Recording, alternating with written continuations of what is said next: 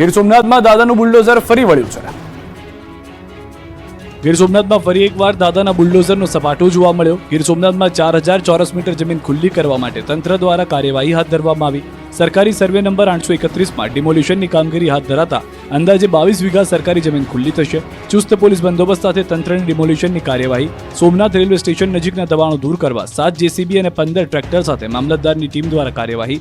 Railway station નજીક તંત્ર દ્વારા ડિમોલિશન કાર્યવાહી શરૂ કરાતા સ્થાનિકો એકઠા થઈ વિરોધ કરવા લાગ્યા, પરંતુ હાજર પોલીસે વિરોધ કરનાર સ્થાનિકોને વિખેરી કાઢ્યા. સોમનાથ રેલવે સ્ટેશન નજીક મોટા પ્રમાણમાં ગેરકાયદે દબાણો કરી સરકારી જમીન પચાવી પાડવામાં આવી હતી. મહત્વનું છે કે સર્વે બાદ સામે આવ્યું હતું કે અંદાજે 22 વીઘા જેટલી સરકારી જમીનમાં ગેરકાયદે બાંધકામ કરવામાં આવ્યું છે. બિલીમોરામાં ગળા પર 2 છરી મૂકી મંગળસૂત્ર જૂટ્યું, મહિલા હિપતાઈ ગઈ. 2 લૂંટારો આવીને ઘરમાં ઘૂસ્યા અને આ મહિલાના ગળા પર છરી રાખી દીધી. બાદમાં મંગળસૂત્ર લૂંટી લીધું. ધોળા દિવસે બનેલી આ ઘટનાનું વર્ણન કરતા હજુ પણ મહિલા ધ્રુજી રહ્યા છે અને સતત રડી રહ્યા છે. નજરે મોત જોઈ ગયેલા આ મહિલા ખૂબ જ હિપતાઈ ગયા છે. સતત એ ઘટનાના જ વિચારો તેમને આવી રહ્યા છે. ઘટના નવસારીના બિલીમોરાની છે, જ્યાં સહયોગ સોસાયટીમાં 2 લૂંટારૂ ઘરમાં ઘૂસ્યા અને લૂંટ ચલાવી. બાદમાં બૂમાબૂમ થતા બંને લૂંટારૂ ભાગી ગયા. દિવસના સમયે બનેલી લૂંટની આ ઘટનાથી સમગ્ર વિસ્તારમાં ચકચાર મચી ગઈ છે. પોલીસ સ્ટેશનથી 500 મીટરના અંતરે જ આ બનાવ બન્યો છે. એક ઘરમાં 2 લૂંટારૂઓ ઘૂસીને મહિલાના ગળાના ભાગે હથિયાર મૂકી સોનાના દાગીના સહિતની લૂંટ ચલાવી હતી. ધોળા દિવસે લૂંટની ઘટના બનતા સમગ્ર પંથકમાં ચકચાર મચી ગઈ છે. સમગ્ર ઘટનાને લઈને આ વિસ્તારમાં સતત 30 વર્ષથી અપક્ષ નગરસેવક એવા મલંગ કોલિયા અને પોલીસની કામગીરી સામે સવાલ ઉઠાવ્યા છે અને શહેરને ચોરોના આતંકથી ભયમુક્ત બનાવવા માટે પોલીસને અપીલ કરી છે.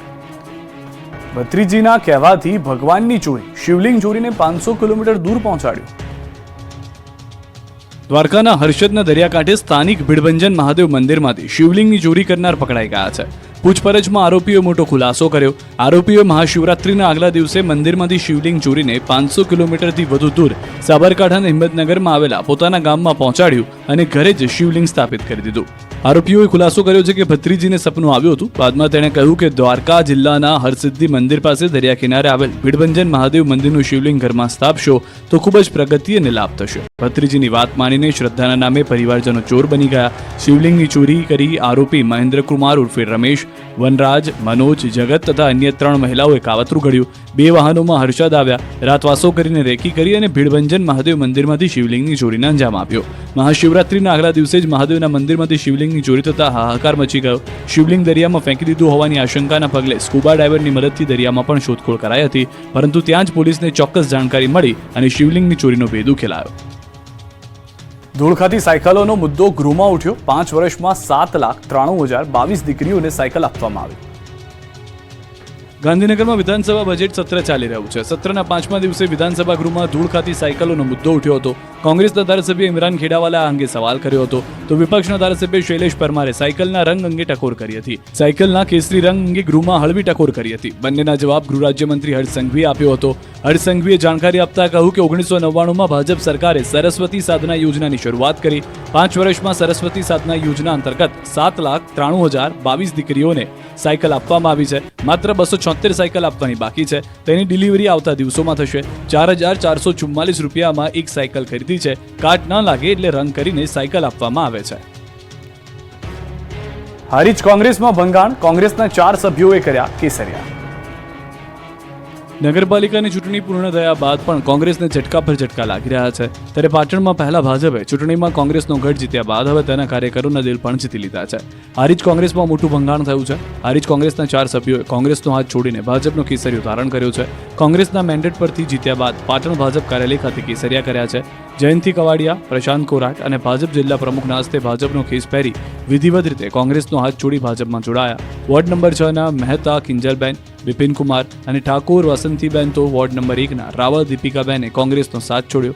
હારીજ પાલિકા 24 બેઠકમાં 14 બેઠકો સાથે ભાજપ બહુમતી પર હતું. હવે વધીને 18 બેઠકો ભાજપની થઈ તો કોંગ્રેસ પાસે માત્ર 6 બેઠક જ રહી. છોટાઉદેપુર નગરપાલિકામાં ભાજપ મજબૂત થયું. વોર્ડ નંબર 1ના સભ્યોના કેસરિયા. છોટાઉદેપુર નગરપાલિકામાં બોર્ડની રચના પૂર્વે ભાજપનું બળ વધ્યું છે. નગરના વોર્ડ નંબર 1ના 2 સભ્યો ભાજપમાં જોડાયા. વોર્ડ નંબર 1ના મહિલા સભ્ય નજમાબેન મલા અને શૈલેષ રાઠવા ભાજપમાં જોડાયા. જિલ્લા પ્રમુખ ઉપેન્દ્ર રાઠવાના હસ્તે જિલ્લા ભાજપ કાર્યાલય ખાતે ખેસ પહેરાવવામાં આવ્યો. નગરપાલિકામાં ભાજપનું સંખ્યાબળ વધીને હવે 10 થયું. નગરપાલિકામાં ભાજપનું બોર્ડ બનશે તેવું જિલ્લા પ્રમુખનો દાવો કરવામાં છે. નજમાબેન સાથે તેમના પતિ ફૈઝલ મલા પણ ભાજપમાં જોડાયા, જેઓ છોટાઉદેપુરમાં કોંગ્રેસ શહેર પ્રમુખ રહી ચૂક્યા છે. જોકે નગરપાલિકાની ચૂંટણીમાં એમના પત્ની અપક્ષ તરીકે ચૂંટાયા હતા. જૂનાગઢ જિલ્લામાં ભાજપ દ્વારા સેન્સ પ્રક્રિયા હાથ ધરાઈ. ભવ્ય વિજય બાદ તમામ જગ્યાઓ પર ભાજપ દ્વારા હોદ્દેદારો માટે સેન્સ પ્રક્રિયા હાથ ધરવામાં આવી છે.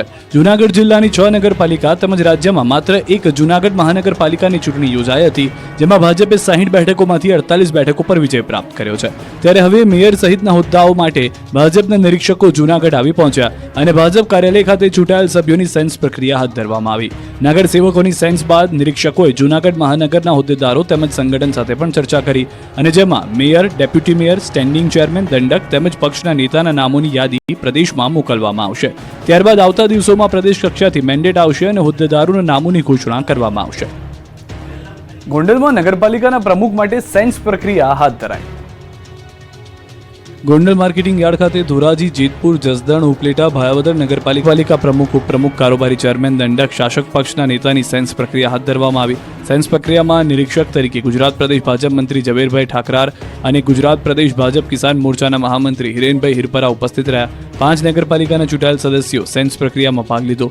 ગોંડલ ખાતે મોટી સંખ્યામાં ભાજપના કાર્યકરો ઉપસ્થિત રહ્યા. નિરીક્ષકો દ્વારા જસદણ, ધોરાજી, ઉપલેટાની સેન્સ પ્રક્રિયા પૂર્ણ કરી.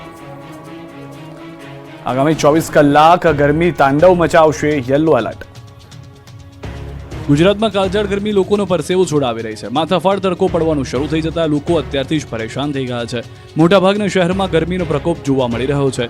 ફેબ્રુઆરીમાં જ કાળઝાળ ગરમીથી હાહાકાર મચી ગયો છે. આગામી દિવસોમાં ગરમી તાંડવ મચાવશે. હવામાન વિભાગે આગાહી કરી છે કે આગામી 24 કલાકમાં 2 થી 4 ડિગ્રી તાપમાન ઉંચકાશે, એટલે લોકોને કામ વગર બપોરના સમયે બહાર ન નીકળવા અપીલ કરી છે. 24 કલાક ગરમીનું યલો એલર્ટ આપ્યું છે. રાજ્યના કાંઠા વિસ્તારમાં ભારે ગરમી પડશે. સમુદ્ર કિનારા વિસ્તારમાં ગરમ પવન ફૂંકાશે. રાજસ્થાનના સક્રિય સર્ક્યુલેશનની અસરે ગરમી ભૂક્કા બોલાવશે. દરિયાકાંઠાના વિસ્તારમાં ભેજને કારણે બફારાનું પ્રમાણ પણ વધ્યું છે, જેથી હવામાન વિભાગે આગામી 24 કલાક માટે રાજ્યના સમગ્ર દરિયાકાંઠાના વિસ્તારમાં યલો એલર્ટ જાહેર કર્યું છે. ફેબ્રુઆરી મહિનો પૂરો થતા તાપમાનનો પારો 40 ડિગ્રીએ પહોંચી ગયો છે. 3 શહેરમાં તાપમાનનો પારો 40 ડિગ્રીને પાર પહોંચી ગયો છે. રાજ્યના 4 જિલ્લામાં 38 ડિગ્રીથી વધુ તાપમાન છે. અમરેલી, રાજકોટ, કેશોદ સહિત 38 ડિગ્રીથી વધુ તાપમાન નોંધાયું. અમદાવાદમાં 36.8 ડિગ્રી, જ્યારે રાજકોટમાં 38.7 ડિગ્રી તાપમાન રહ્યું. માર્ચ મહિનામાં ખેડૂતો સાચવજો, પ્રથમ અઠવાડિયામાં ત્રાટકશે ઘાતક માવઠું. 2 થી 3 ઇંચ સુધી વરસાદ પડશે. ગુજરાતના ખેડૂતો 5-6 દિવસ સાચવીને રહેજો. ફરી એકવાર માર્ચ મહિનાની શરૂઆતમાં ઘાતક માવઠું આવી રહ્યું છે. ખેડૂતોના ખેતરમાં ઊભા પાકની પથારી ફેરવવા માટે ફરી એકવાર આકાશમાં આફતના વાદળો ઘેરાવાની આશંકા છે. હવામાન નિષ્ણાંત અંબાલાલ પટેલે ખેડૂતોને માવઠાને લઈને સાવધાન રહેવાની અપીલ કરી છે. અંબાલાલે આગાહી કરી છે કે માર્ચ મહિનામાં પણ પશ્ચિમી વિક્ષેપો આવશે. આવતીકાલથી તાપમાન ફરી ઘટી શકે છે. 6 માર્ચથી ફરી તાપમાન ઉંચકાઈ શકે છે. પ્રથમ અઠવાડિયામાં વાદળો ઘેરાશે અને કેટલાક ભાગોમાં માવઠું પડી શકે છે. 1 થી 3 માર્ચ સુધી ચિંતાના વાદળો છવાશે. ગુજરાતના ઘણા ભાગોમાં વાદળછાયું વાતાવરણ રહેશે. રાજસ્થાનના સરહદી ભાગોમાં વરસાદી છાંટા પડી શકે. માર્ચમાં ઘણા વાતાવરણમાં પલટા જોવા મળશે. 4 માર્ચથી ફરી એક પશ્ચિમી વિક્ષેપ આવશે. 4 થી 10 માર્ચે હવામાનમાં ફરી પલટો આવશે. વાદળછાયું વાતાવરણથી કૃષિ પાકને અસર સંભવ છે. ઊભા કૃષિ પાકમાં રોગ આવવાની શક્યતા વધુ છે. કેટલાક ભાગોમાં જ વરસાદી છાંટા પડી શકે છે, તો કેટલાક ભાગમાં 2 થી 3 ઇંચ જેટલો વરસાદ ખાબકશે. 7 માર્ચથી ફરી તાપમાનમાં વધારો જોવા મળશે. દક્ષિણ ગુજરાતના ભાગોમાં ગરમીનો પ્રકોપ રહેશે. દક્ષિણ ગુજરાતમાં પારો 41 ડિગ્રી પહોંચી શકે છે. ઉત્તર ગુજરાતમાં પારો 38